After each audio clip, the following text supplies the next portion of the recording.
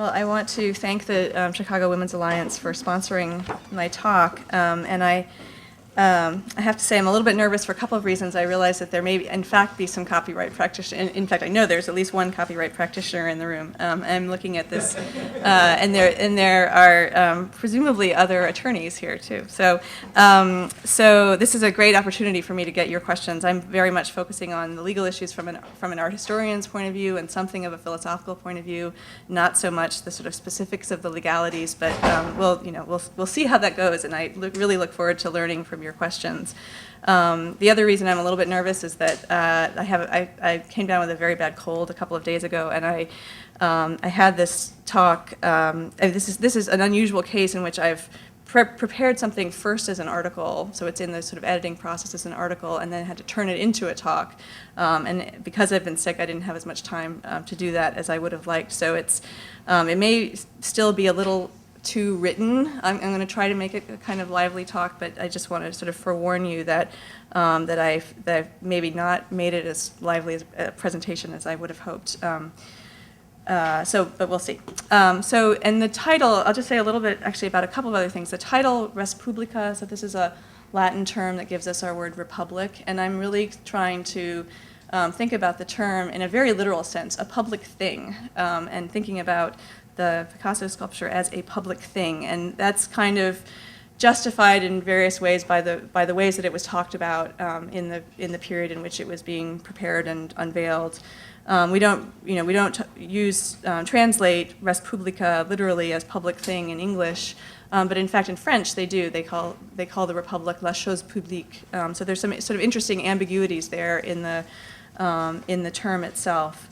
And I think it might seem like the term, like actually making it so concrete and literal, would be kind of a red herring, given that in the case of the idea of the republic, the thing, the res in question is maybe just a kind of placeholder for something that's so abstract that it can't be concretized in an actual material thing. But I think what I would like to argue is that in a broader way, what I'd like to argue is that public art has the sort of potential to create conversations, discussions, and kind of gather around itself a public sphere in ways that we should be paying attention to and thinking about. So there have been all kinds of debates about different works of public art, either cited in public, like actually located in the public space, or commissioned with public funds, and these have been kind of a running theme over the past decades within kind of political discussion, and that's something that I very much try to talk about with my students when I teach, in particular, a class called Art in Unexpected Places, where we go around the city of Chicago and look for both things like the Picasso in the Loop, not such an unexpected place, but also things like murals and public sculpture that are sort of hidden away in less expected locations. And I try to kind of think with them about the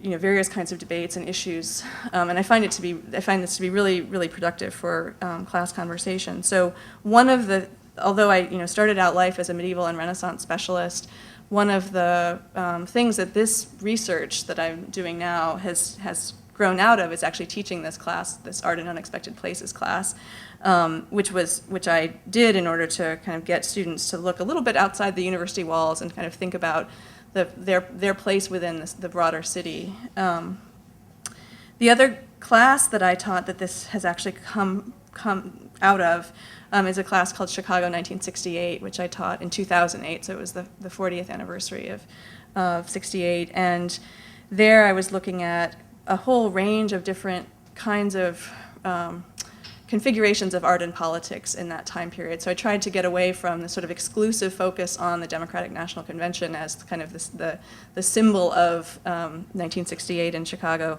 That was certainly part of it, but I was looking at a lot of different artist groups and a lot of different kinds of creativity and kind of intersections between artists and activists and other kinds of ideas that were swirling around in that period. And so some of what I do here in bringing together the Picasso with the sort of political situation in Chicago in the later 60s is very much derived from that. So I kind of just wanted to indicate those things because this is research that really comes out of experiences that I had in the classroom where I wasn't necessarily an expert when I walked in, and I had done at least enough research to be able to put together a syllabus, but it was really the interaction with the students that generated ideas for both them and for me in a way that has continued to be productive for me ever since. So that's just, I think, one of the joys of teaching at the University of Chicago is what I learned from my students. Okay, so again, back to kind of the sort of guiding theme of this talk, which you may find sort of disappearing and reappearing as I tell the story, but I really want to think about kind of literally about whether a work of public art can be thought of as a public thing in the sense that it kind of creates a public sphere for itself in which debates and discussions that are really vital to an understanding of civic life in a broader sense can take place. So it's not just aesthetic discussions. I'll be talking about some aesthetic discussions, but it's not just about aesthetics, it's also about a kind of broader sense of the public. Okay. So I'm going to talk about the Chicago Picasso, not in terms of the long process that produced it, but I'm going to talk about how it was received. But I can't, the story of how it was commissioned and created has been, is a little bit more familiar, but and so that's part of why I want to focus on the reception. But I can't not mention the truly heroic efforts of William Hartman, who was the Skidmore, Owings, and Merrill architect who pursued Picasso tirelessly to secure his participation. And I would love to be able to show you an image, a photograph, which actually does exist, but I wasn't able to lay my hands on it for this talk. Is there? Oh yeah, that's great. Thank you. Thank you. I'd love to be able to show you a photograph of William Hartman with Picasso wearing the Sioux Indian War headdress that he took him as a kind of propitiatory object to try to persuade Picasso to actually do this commission. He also took him a number of other things: a Cubs hat, Chicago Fire Department helmet. A lot of it had to do with headgear for some reason. But so I don't have that picture. What I'm showing you instead is Hartman on your left with William Lowe on the right, who is an associate at the architecture firm, standing with the 12-foot model that was part of the production process. And I'll tell you a little bit about the different models that were part of this. In the American Bridge Company plant. This is part of U.S. Steel. This is where it was fabricated. So I just wanted to kind of indicate Hartman and the really key role that he played. And I will just kind of quickly lay out the different steps in the production of the work. So over the course of several years in the 1960s, Hartman kept going back to France to try to woo Picasso, and Picasso produced a number of drawings, and some of them were probably drawings that had been kind of part of his drawing practice all along. He was kind of, he wasn't necessarily producing something entirely new for Chicago, but he was kind of working from drawings that he had already been sort of playing around with, and shapes and forms that he had been interested in for a long time. So there's a sort of slow evolution, which you might be able to see, toward something that looks more like the Picasso that we know and love or don't love.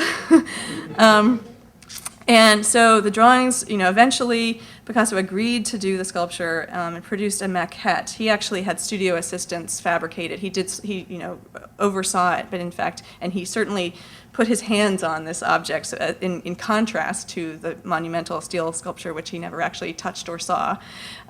This one, he was definitely involved in the production process, if not actually doing the welding. This is a maquette that's 42 inches tall, and it was unveiled at the Art Institute in September of 1966.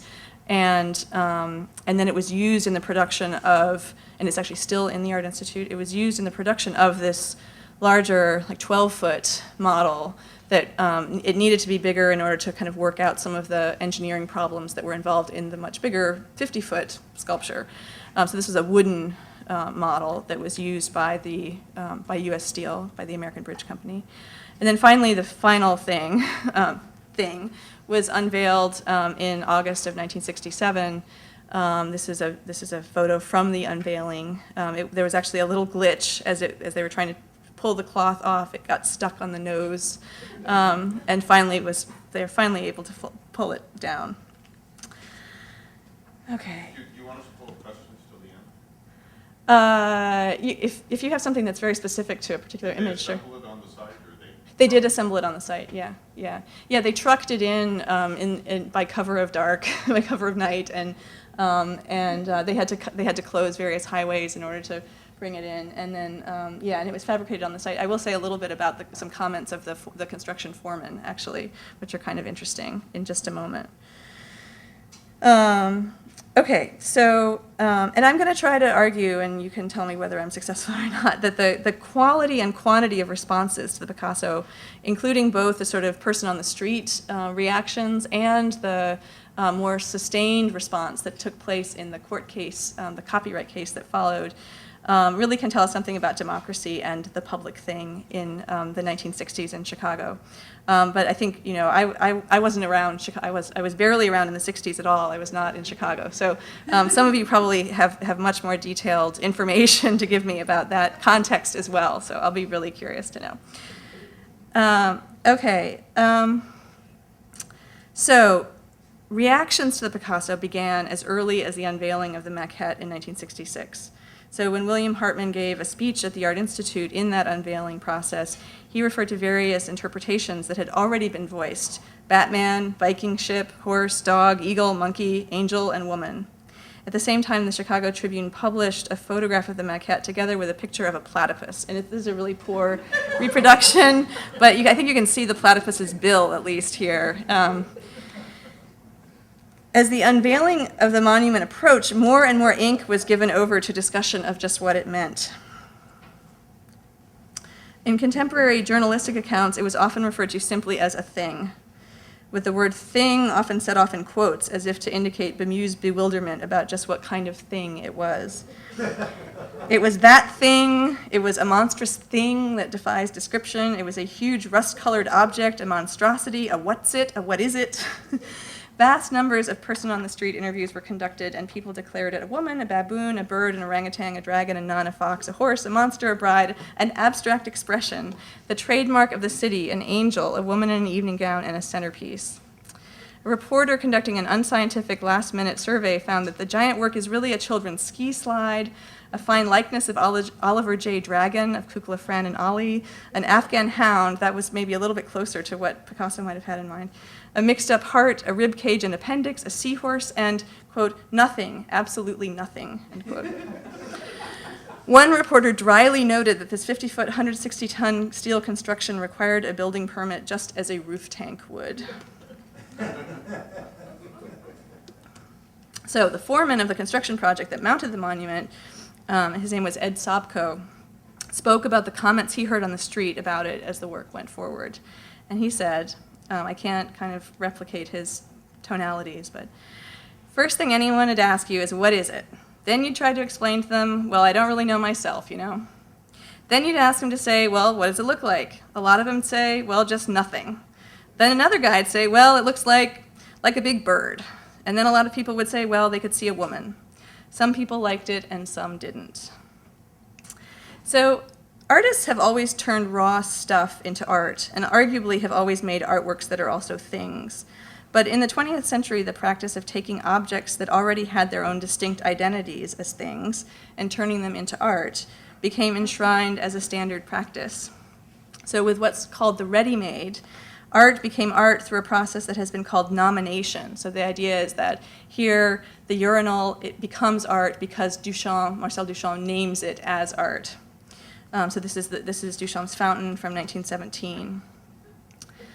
In a way, so we have kind of a question here that remains for art historians and critics.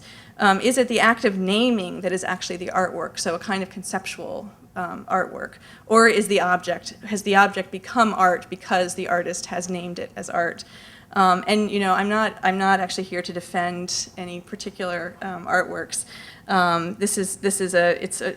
It remains kind of controversial as an artwork, but it's been enormously influential to various artists and writers. So I'm just going to kind of stipulate the ready-made as a sort of influential kind of shaping force in art of the 20th century. So already the context in which the Picasso was unveiled. Okay, so then, if art can become art by being named as art, if a thing can become art by being named as art, what would the reverse process be? Can art become a thing by being named as a thing? For the viewer in 1967, the Picasso was not only a thing, but a thing that relentlessly metamorphosed into other things. In terms of its visual appearance, the sculpture's open construction did make it available to different interpretations. Picasso's biographer, Roland Penrose, who had helped to broker some of the initial meetings between Hartmann and the artist, wrote to Hartmann that, quote, "The materials of which it is made are primarily air and light, held together decisively by the rigid metal." And it's almost as if he's thinking of a kind of post-Einsteinian universe where light is matter in this artwork. But for Chicagoans, the play between structure and openness, between representation and abstraction, also helped make it available in multiple ways. And some of the more astute viewers on the street actually pointed out that the Picasso could be seen as different things if you looked at it from different angles. So I'll give you some different angles. They referred to it as a kind of hybrid. I don't think they actually used the word hybrid, but they talked about it changing and transforming, a horse turning into a butterfly, maybe with a cyclops eye, a baboon turning into a woman, a dragon turning into an eagle, bat wings with an orangutan nose. So I'd suggest that as a thing, this monument is both, in a way, less than a work of art and more than a work of art. In its material existence as a big structure made of metal, made of steel, it signifies Chicago as a city of things, the city of big shoulders where skyscrapers are built and commodities are traded. It also opened up the possibility of receiving many different names and calling up endless associations, as we saw. And some of the sort of representations in the papers really make this point about the sort of fascination for many, many, many Chicagoans, so showing the reactions of a whole range of people. If Chicagoans made very free with the sculpture's meaning, this freedom was not especially appreciated by art critics. For one thing, the Picasso sculpture is a very late work of the artist. It's often dismissed in art contexts when it's discussed at all. It's considered official art, an ornament of the daily regime. To John, which, I think it is, but I think it's more interesting than that. To John Canaday, writing in the New York Times about the unveiling, the sculpture was classic and conservative. His single objection ran counter to the public's experience in Chicago. He says, rather than not looking enough like something, it looks too much like something. To him, it wasn't abstract enough for its time. It was a kind of throwback to earlier, sort of more a kind of abstraction, but not quite abstract enough for the 1960s. The Chicago art critic Franz Schultz felt the question of the meaning of the sculpture itself was a kind of ginned-up controversy. He said, "It's more than irritating, it's depressing to see the meaning of the sculpture sacrificed to press agentry, to the fun and games of the communications media, for it underscores again the enormous extent to which image promotionalism dominates art in our society." End quote. Harriet Seeney, who's written a lot about public art in a lot of different contexts, saw the reaction, and she wrote about it about 25 years later. She saw the reaction of the Picasso as a kind of travesty. For her, not enough education had been done to kind of inculcate a true understanding of art or an understanding of what the actual meaning might possibly be of this work. And so the media were just kind of allowing opinions to run wild about what its actual significance was. So she wanted to kind of pin it down to a single interpretation. And she thought that there needed to be more sort of more educational work done for the public so that they would understand truly what this work of art should mean. But here I think that the critics actually missed something. It's true that reporters kind of stirred the pot in search of sensationalist headlines. I think we've seen some of them. But I think that the city's sort of playful embrace of this mutable object of modern art, which really gave itself over to multiple interpretations, also suggested the possibility of a kind of sort of intellectual pluralism for the city. The freedom to interpret and to allow for various transformations of interpretation hints at a kind of notion of access for all to civic discourse. and access for all, not just to civic discourse, but to a kind of self-transformation and self-determination. Because if you have the power to sort of interpret what this monumental work of art is, maybe you have the power to remake yourself as well. The mayor, not necessarily someone we would think of as a great lover of modern art,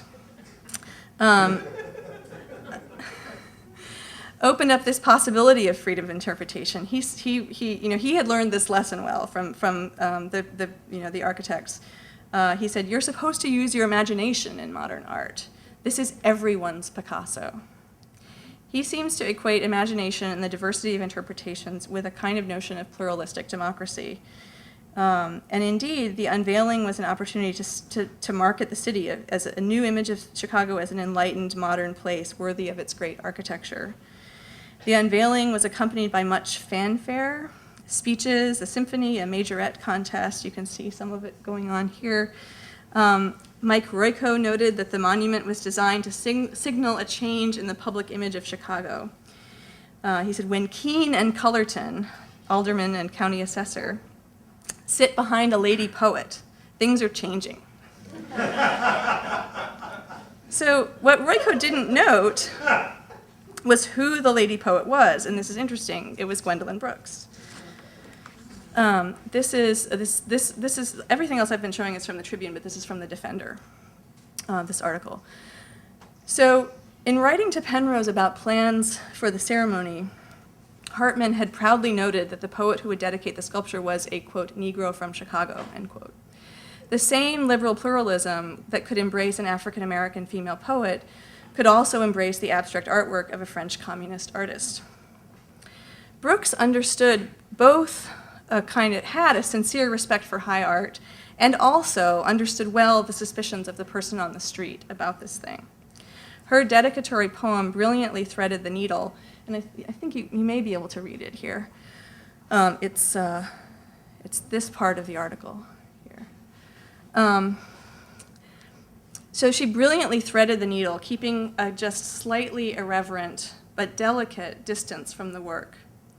She wrote, "Does man love art? Man visits art but squirms.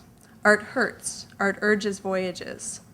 So she really took very seriously the sort of ambivalence of the many possible reactions to the work, while also taking the sculpture seriously itself. She concludes by alluding again ambivalently to the autonomous status of the modern Western artwork as a flower in a Midwestern prairie. She says it's as meaningful and as meaningless as any other flower in the Western field. So the Western field here, I think, it is the Midwest, but it's also Western civilization. And I think Brooks is speaking from a moment of cultural optimism that brings together the gains of civil rights with ambitions for the possibilities of the public function of art, to uplift spirits and minds. And yet her poem itself, in some of its very ambivalences, suggests that this optimism might be beginning to fracture. And another kind of interesting thing about the unveiling was that the governor of Illinois, Otto Kerner, was actually supposed to speak at the unveiling, but he could not because he'd been called to Washington to head the presidential inquiry into racial violence in American cities. This is what came to be known as the Kerner Report, which would famously declare that the nation was moving toward two societies, one black, one white, separate and unequal. And 12 days later, Brooks would dedicate another monument in Chicago, this time a militant statement of black identity, the Wall of Respect. I have lots to say about this too, but I'm going to leave it aside for the moment. But what I want to suggest about the Picasso is that all the many names used for it, the ways its meaning was transformed and re-embodied in new things, its metamorphoses suggesting transformation, multiplicity, all this kind of represents an optimism of civic self-creation, a moment of modern liberal pluralism for the Chicago of the 1960s. What comes to the fore is a notion of participation for all in the debate and discussion over this public thing. Now, I've been talking about ambivalence. I haven't been talking about the sort of vehement attacks that were also made on the sculpture. It was attacked from the right, it was attacked from the left, and it was attacked from the crazy. Picasso had been chosen as the greatest modern artist with no regard for his politics, but Many letters to the editors of local newspapers couldn't help but notice that he was a communist and railed against that. A Chicago alderman, John J. Hollen, made a counterproposal that a monument be erected to Ernie Banks instead, Cubs player. He asked whether the statue was a dead dodo, a Barbary ape, and also whether it was some sort of Trojan dove. So this illusion is kind of confusing. It's a Trojan horse, but it's instead of being a piece of military strategy, it's instead a kind of veiled anti-war statement that would somehow only become apparent later on after arriving. Clearly, he intended a reference to the artist's politics in the context of war in Vietnam. The artist's political affiliations had actually become especially at issue given the anti-communist rationale for the war. Colonel Riley, who was the director of special events for the city, objected to the monument, and he said that he objected on behalf of all veterans. Commenting on Riley's disapproval, the Chicago Tribune noted a practical issue of concern to the military. The Civic Center Plaza, which is what it was called before it was the Daily Plaza, is where Riley stages receptions for visiting dignitaries, which are usually of a military nature. Such a reception is planned next week, they wrote, for Lieutenant General Lewis Walt, former Marine commander in Vietnam. So here, the sort of freedom of opinion suggested by the freedom of modern art is butting up against the realities of wartime as well. For the Chicago Surrealists, on the other hand, and this is not anything that has to do with their reaction to the Picasso, but it's just an example of their work. The Picasso, as official art, was affiliated with, not opposed to, the war machine. At the unveiling, they protested, circulating a flyer that excoriated the city government, the sculpture as a sterile idol, and Picasso as a latter-day reactionary. They cited both the loathsome war against the Vietnamese, they both cited the loathsome war against the Vietnamese and hinted at Black and other revolutionary militancy to come, with their tract's title, "This Too Will Burn." Other protesters held rather puzzling signs proclaiming the sculpture as, quote, "the colossal boo-boo, creative evacuation of emotional debris, fright." And a lot of these, should just say, are visible in a great short film by Tom Palazzolo called The Bride Unveiled. Okay, but this isn't even where the real conflict emerged. So I think it's certainly a real conflict, but kind of the one that I'm going to focus on for the rest of this talk is the legal battle over the copyright. So the next chapter of the story is announced. So a few months after the unveiling, in December of 1967, in the Sun-Times, an article discussed the Picasso and said, "Chicago's Picasso statue, a puzzle to some anyhow, soon will be available as a jigsaw puzzle, or a set of earrings, or a beer mug as a paperweight, in a bonbon dish, and on lots of other things, such as bracelets, tie clips, cufflinks, belt buckles, emblems on crystal glassware, even playing cards." Many of these items were in fact made, as well as a set of pajamas with an image of the sculpture, and cufflinks. It's no surprise that the image of the Picasso was to be licensed for use for a fee on a variety of commercial products. The Public Building Commission of Chicago, which had overseen the project, had asserted copyright on the monument at the time of its unveiling, and they quickly began fielding requests for commercial and non-commercial licensing, in fact, even before the monument was unveiled. So they sought to block any unauthorized use they heard of, including the case of a Christmas card based on a painting of the Picasso. And that sort of raises some questions for me, which will play out in the rest of my account of the case, that what does it mean for one artist to create an artwork as opposed to like a commercial object like the cufflinks, a painting based on the Picasso? Is that a violation? Should it be a violation of copyright? So the Public Buildings Commission explained the need for licensing as a means of quality control. They didn't want poor quality replicas of the Picasso running around. And they said that the proceeds would not go to any sort of profit, but they would go to art scholarships. So that seems, all very well and good. But many in Chicago understood the sculpture as a gift to the people. This is language that had been used repeatedly in the unveiling and kind of ever since. So in May of 1968, a barber, Maestro Gerhard Nonnemacher, whose business was nearby, wrote a letter to Picasso requesting the artist's permission to use an image of the sculpture on his appointment cards. So this is May of '68 in France. He didn't receive a reply. I don't think the mails were being delivered. Here, however, is a copy of his letter. But he did receive a cease and desist warning from the Public Buildings Commission. So around this time, Nona Bacher's situation came to the attention of William N. Copley, who's going to be a sort of major player in this story. And Copley is here, in fact, with the Duchamps. Here's Marcel Duchamp, here's Teeny Duchamp, and here in the background, kind of looking impish back there, is William Copley. And he is, this is dinner in Las Vegas. This is Copley himself, by himself, and then this is one of his own paintings. So Copley was the heir to an Illinois utilities fortune, but he had spent much of his life on the two coasts, and not so much in Chicago.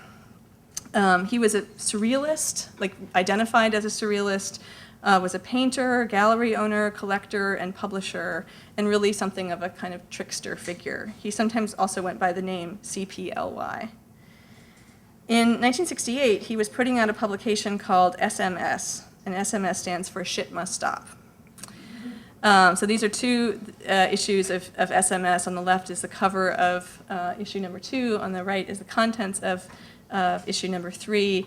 And he pulled together mailable works by many different artists. So it's a kind of mail art project. They're small. They all fit together into a small box. And he was sending them out by subscription. So some of the things that were contained in some of the issues of SMS were something like this Roy Lichtenstein folded hat, and this kind of crazy Yoko Ono mend piece for John, which is made of a broken teacup. Okay, so in the 5th issue, he included a folder of materials entitled The Barber's Shop. So this is the barber Gerhard Nonnebacher of Chicago. And in this, in the contents of this portfolio, within the bigger issue, he documents the licensing situation that Nonnebacher was facing, Nonnebacher's efforts to establish his right to use the drawing on his card, and this included the set of licensed souvenirs that I showed you earlier, so this little sheet. So Copley probably found out about this situation through his lawyer, who was Barnett Hodes. He was a Chicago attorney who had a strong interest in artists' rights issues. And it's unclear exactly who kind of initiated the conversation. The first sort of piece of correspondence that I've been able to find is from Copley to Hodes, but Barnett Hodes' son, Scott Hodes, who also worked on the case, and who is I mentioned a University of Chicago trained lawyer in my description. He was a graduate of the college and is still in Chicago. Anyway, Scott Hodes tells me that Nonnebacher was actually his father's barber, and so that's how his father knew about it. He alerted Copley, this kind of complicated web. And I can only assume that it was that he was his barber for shaving and not for haircuts. This is Barnett Hodes here, and this is his partner, his law partner, Jacob Arby. This was the best, unfortunately, the best picture I could find of Hodes, but it's on the cover of Life, so that's pretty exciting. But this was not just any Chicago lawyer. He had been an alderman of the 5th Ward, which is the South Shore, and he had also been the corporation counsel for the city of Chicago. And in 1935, he commissioned a public sculpture for the city of Chicago, which is commemorating Revolutionary War heroes of 3 different religions. So it's a kind of commemoration of religious tolerance, Protestant, Catholic, and Jewish. And this still exists on Wacker Drive, and it was designed originally by Laredo Taft, and then completed by some of his assistants. Actually, one thing that's interesting, given that I'm speaking for the Chicago Women's Alliance, one thing that's interesting is that 2 of his assistants were female, 1 was male. Only the man's name is on the final sculpture, even though they each did one of the 3 men. And the 3 men are Robert Morris, George Washington, and Haim Solomon. But back to our story.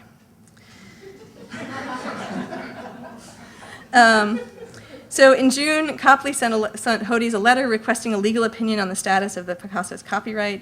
On August 26th, as delegates and protesters converged on the opening day of the DNC in Chicago, Hodes sent Copley an extended legal opinion suggesting that the copyright might be challenged in a declaratory judgment action in federal court.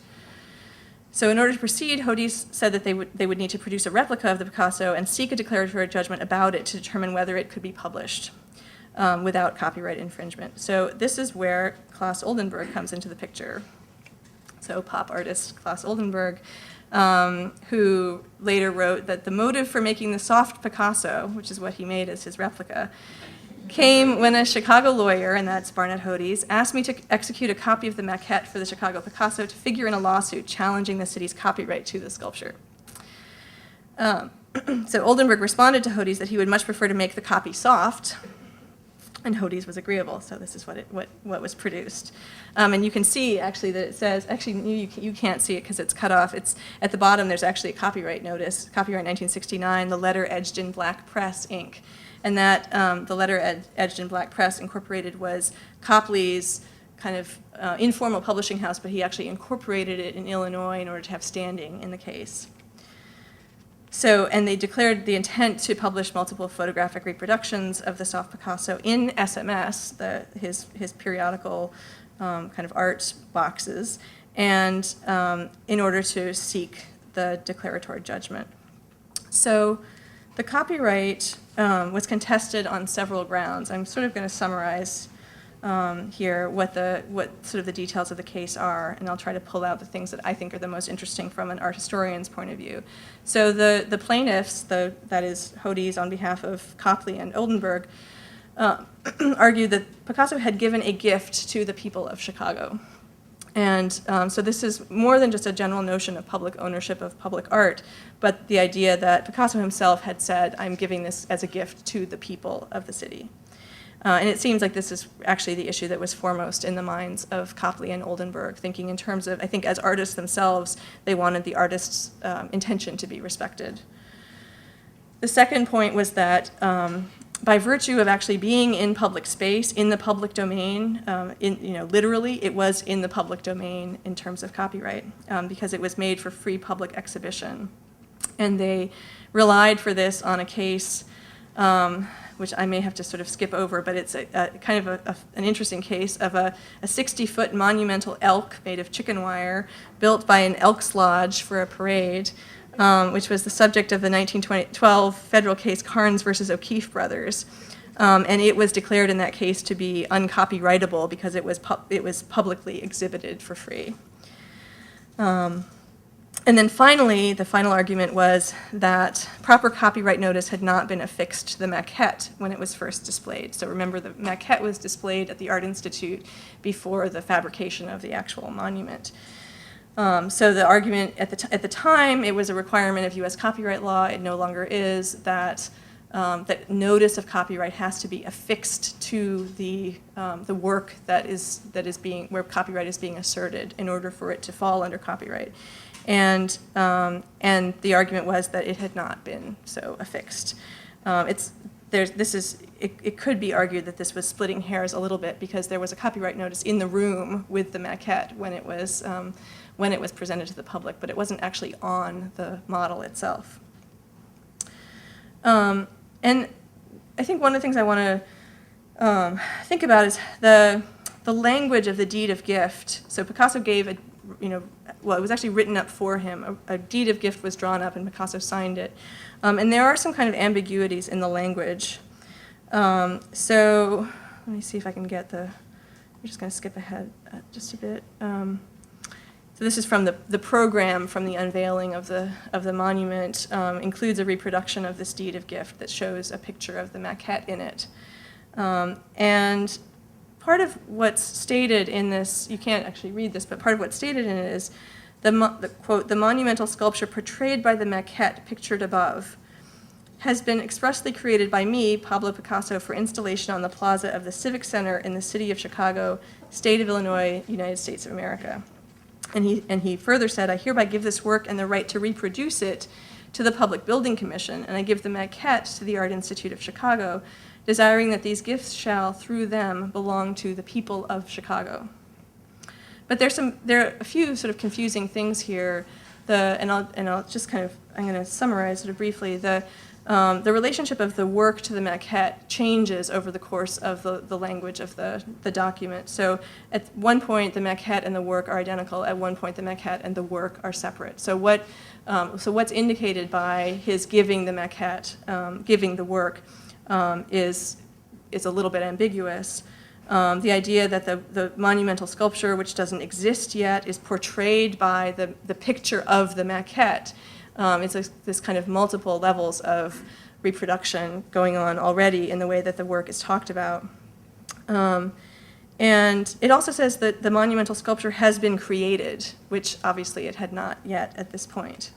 But some of the things that come up in this deed of gift, the problems, the sort of ambiguities in the language, actually reflect some of the sort of issues that were at stake at that particular moment in contemporary art. So even if Picasso was a little bit aesthetically conservative by this point, the relationship of idea and work was very much at stake in discussions of conceptual art. So the idea that the work might itself just be in the idea and not in its material manifestation, or that the material manifestation of the idea might be really a kind of secondary component of the work, where the idea has this sort of primary status. And that's very much opposed to the understanding of copyright law, where the work has to exist in a material object.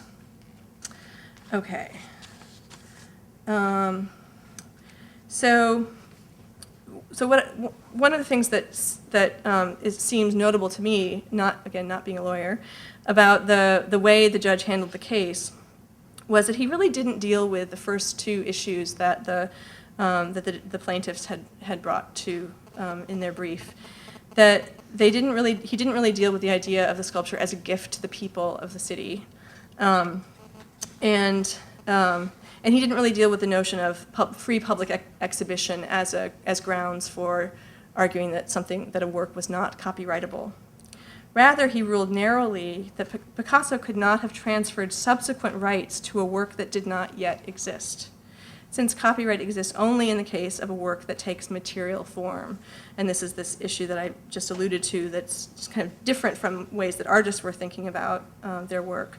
So that copyright exists only in the case of a work that takes material form. Thus, the transfer of rights could have existed only for the maquette. It could not have existed for the monumental sculpture at the time that the maquette was given over.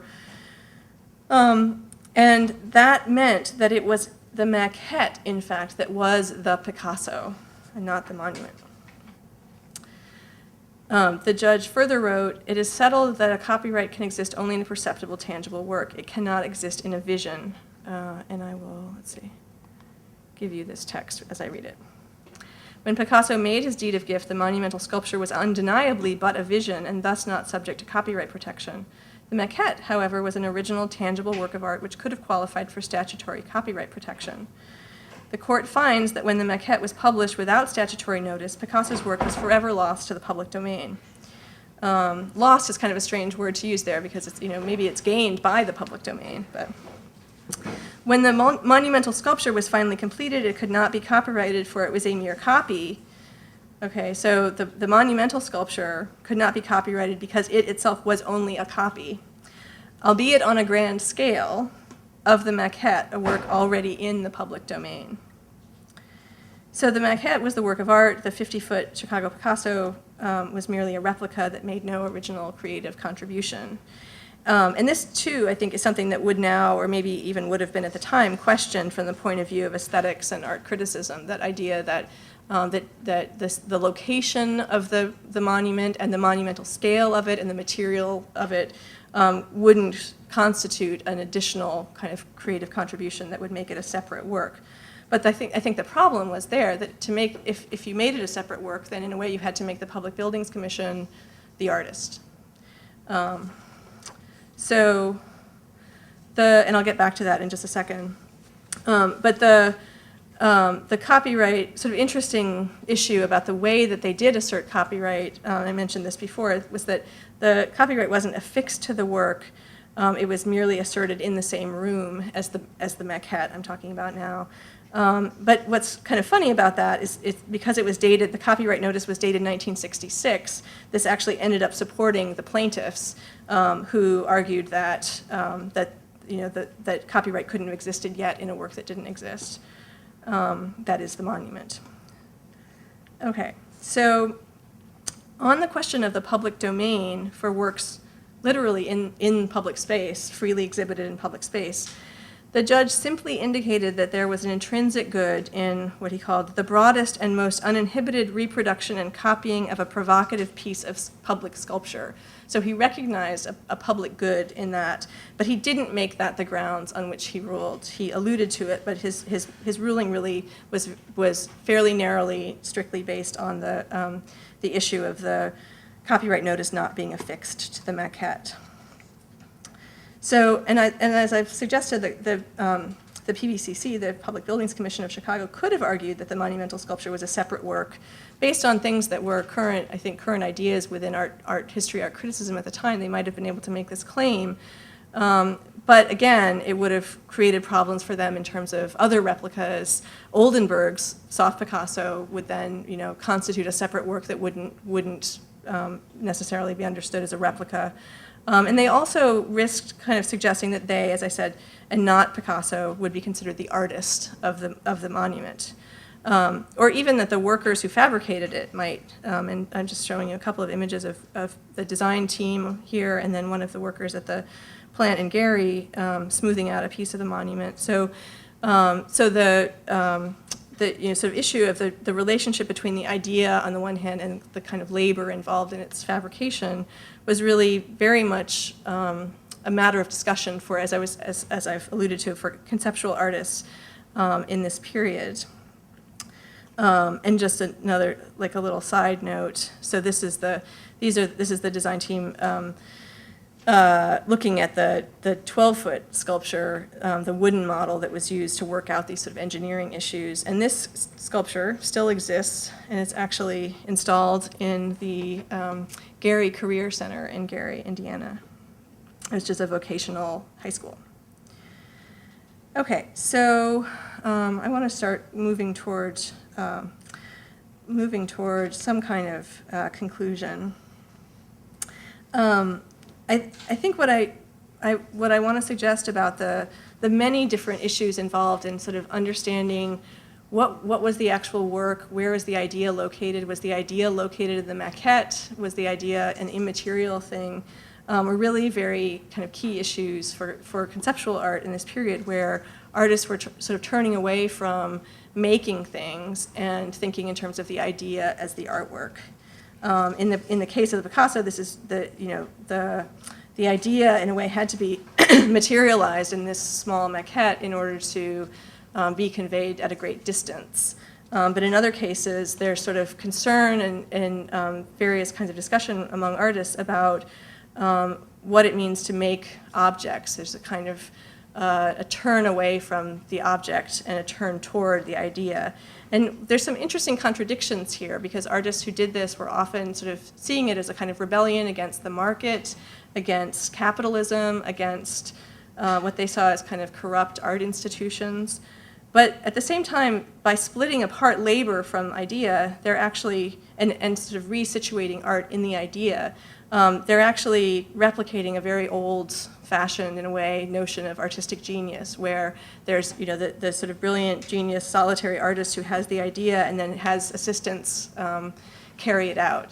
And it seems to run sort of counter to some of the more sort of populist ways of understanding art that we saw with the various responses and reactions that people in Chicago had to the sculpture. Okay, I just want to say a couple of words about Oldenburg, and I'm really going to just summarize very briefly. But Oldenburg had this very interesting relationship to the city of Chicago. He's Swedish, but he grew up in Chicago because his father was the Swedish consul here, and so he had a really affectionate kind of feeling for the city. He was also here in August of 1968 at the DNC and was beat up by police and talks about it. And so I think I have a quote from him. He was tossed to the ground by 6 swearing troopers who kicked me and choked me and called me a communist. And his reaction to that was to want to withdraw from exhibiting in the city. This is a reaction that a lot of artists had in the wake of the DNC. And so he wanted to cancel a show that he was going to have at the Feigen Gallery in Chicago, saying that a gentle one-man show about pleasure seemed a bit obscene. But instead, he was convinced by Feigen to create a group show entitled Richard Day Daily that responded to the mayor's treatment of the protesters. And so these are a couple of other works that were in that show. And the thing, the thing that I want to sort of close with is Oldenburg's contribution to the show, or one of his contributions, ended up being his fire plugs. So on these Chicago fire hydrants, I'm showing you a photo of a real one on the left and then Oldenburg's bright red plaster one on the right. And in a really strange way, the fire plug is kind of a response on Oldenburg's part to the Picasso and kind of to the mutability of the Picasso. So the fire plug is, he talks about it as a kind of public sculpture in its own right, like the actual, so this fire plug, this fire hydrant is as a public sculpture, so a ubiquitous public sculpture that you see, on every street corner. Something that is, has kind of functional utility. It kind of connects to this invisible network of the water system, but it also has this sort of, it's a public utility, right? This is in a kind of serious way, a public object, a public thing. But he also turns it into this kind of mutable thing that can mean many, many, many different kinds of things. So he talks about it as the widely separated breasts of Michelangelo's Night and Day, Mrs. O'Leary, the gavel of the convention, a chunk of meat, a rose, a two-snouted pig, a cobblestone, a child, a teddy bear, a winged victory. It is a blunt, ugly object, first thought of as fallen or rolling or upside down. And then he says, and myself, under the clubs of the police. So it becomes this kind of object that he can think through like many, many, many different things with, some of them very similar to the way the Picasso was talked about. So just this sort of proliferation of different names. But some of them more sort of serious, where it's not just a kind of liberal pluralism, it's a sense of this sort of, maybe the fracturing of that consensus, a kind of acknowledgement that everything, at least for Oldenburg, is a body that could be rolled bruisingly on the ground. So it's something that could be injured or mistreated. So if this is Oldenburg's public thing, we might say that rather than reflecting a kind of easy pluralism of multiple interpretations in which anyone could participate, or maybe it also represents that, but it represents too the public sphere as kind of fractured by conflict. Okay. One last image, and I'm happy to talk more about Oldenburg, but I'm trying to conclude so there's time for questions. So this is the granite paving slab under the Picasso that has these engraved words declaring that the creation of the sculpture was given to the people of Chicago by the artist Pablo Picasso, and this was actually engraved by the Public Buildings Commission. But it's interesting wording. The creation of the sculpture was given to the people of Chicago. This could be read to suggest that what is given over is not just the sculpture itself, but the act of creation. Picasso allowed the people of Chicago to create his sculpture, in a way sort of made them collaborators with him. So in giving his sculpture to the people of Chicago, he also gives them the possibility of deciding what it is. And one might even argue that the many people who offered up their own names for the thing, thereby became conceptual artists in their own right. When Judge Napoli ruled on the narrow question of the maquette's copyright notice, he left questions open about the relationship of public sculpture to the public domain and the status of this specific sculpture as a gift to the people of Chicago. But in at least this one case, Chicagoans seem to have taken up the sculptor's gift and made it their own in more than a superficial way. In his multiple responses to the Picasso, Oldenburg wrestles with the idea of the public thing and also with its physical materiality. He wrestles and struggles with the forces that make humans thing-like, yet finds in the thing a kind of object of public democratic potentiality, much like that which had flickered appealingly, yet with fragility, in Gwendolyn Brooks's poem as she spoke of the voyages that art urges. Thank you.